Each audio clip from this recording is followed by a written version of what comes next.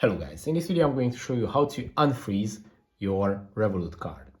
So it's pretty easy to do. I'm going to show you step by step. Just open up the Revolut application, and if you have a card that you have frozen for any reason, you can unfreeze it by going to the home page.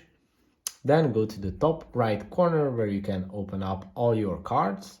And here it is. As you can see, my virtual card is frozen. To unfreeze it, you just have to tap on it to open up the card menu. As you can see, it also has this nice animation showing that it's frozen, and just tap on unfreeze.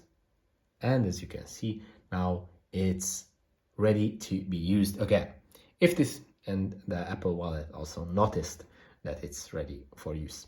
If this video was helpful for you, please consider sending a super thanks donation.